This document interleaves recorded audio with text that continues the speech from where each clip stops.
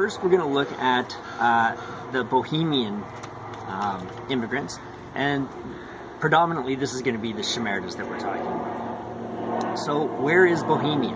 Bohemia is a region of the Czech Republic.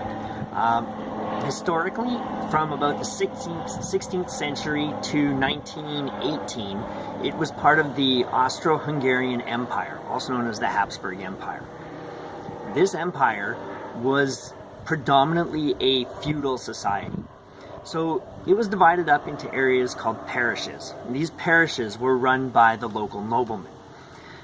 The citizens that were not the noblemen were effectively indentured servants on this land, and they were to serve that nobleman as serfs for that area.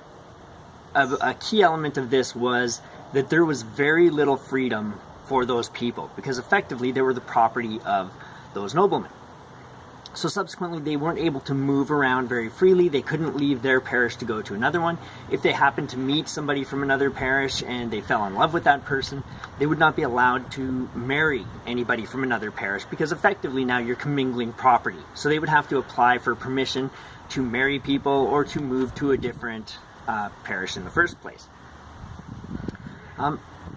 This empire and this system of government also had a mandatory draft. So every male, when they reached adulthood, was required to do 10 years of military service. So they'd have to put in a full decade. And once they were out, they still had another 2 to 3 years of required service in the reserves. So ultimately, you're looking at 12 to 13 years of service in a military to a government that you probably weren't very happy with in the first place. When we got to the Industrial Revolution, we also saw the implementation of lots of new pieces of technology. So whereas before, at least the serfs that lived there, they had guaranteed jobs. So they would be able to spend their lives working on farms. They'd be able to be secured a place and an income that they could then take care of their family with, and that their family then would grow up and effectively take their spot. Once the Industrial Revolution hit, all this new technology came in, which created an environment where less workers were needed.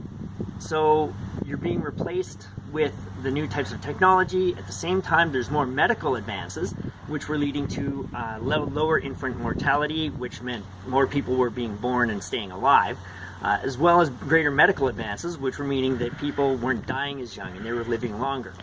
So we had a system where jobs were becoming less and less available, and the population was growing greater and greater. This created a lot of stress, a lot of strife, and an environment where people were just getting very angry with the government because they didn't have any way to provide sustenance for themselves. In fact, in 1848, there was a peasant rebellion against the government, which was ultimately put down. It was unsuccessful. But it did show the government that there was a need for some changes, and they did make some changes, but they were very, very minor in the amount of movement that could be done. And that was primarily because now they had to release people to move to other parishes where they could go to available work, because otherwise it was even becoming stressful on the noblemen to have angry peasants, or peasants that they might otherwise have to care for, who didn't have jobs and they had no way to get a job.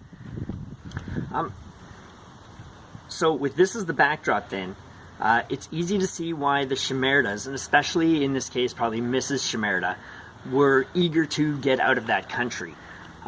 There's very, very few prospects for the children to either find mates or to get jobs. Whereas you have all this information coming that the land of opportunity over in the United States is presenting people with tons of chances to start new lives, to farm huge vast tracts of land and make a lot of money and make a life for themselves and their children.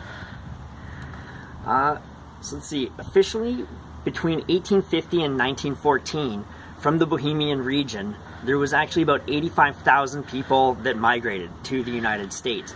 Although because of the way that the visa system worked and lack of tracking and illegal immigration, some people put that number as being as high as 350,000, although that is unverified. So now that we've kind of seen why they might want to come over, what we see is to talk about sort of some of the cultural aspects, the music that they had in Bohemia, it was built on a foundation of religious and spiritual music, and it actually is recorded that a lot of these songs in the traditional folk songs would go back as far as 1,000 years. So they had a huge long history of this kind of religious-based folk music. Coming to the United States, again, it's very young. They don't have that same kind of history, and it was far less involved with the religions of the day, although there were definitely religious aspects to the music, but there was a lot more secularism as well. Some of the instruments that would have been very common in traditional Bohemian folk music are the violin, and we see that represented by Mr. Shimerda, who plays the violin and actually was very respected as a musician back in his homeland. The clarinets were also very popular, and the cymbalum. Let's see, and some of the dances that they would have had there's sort of three main types of dances that they would have had in Bohemia, and those are the obkrachak, I believe that's how it's pronounced, and that's a stepping round, the dupak, which is a stomp dance, and then the polka. And these would have been somewhat different from what they would have experienced when coming over. If you're having either the local hoedown or some sort of get-together, the type of dancing would have been very dissimilar, and it would have led to sort of an awkwardness, especially among the older people, such as the Mr. and Mrs. Shimerda, who came over.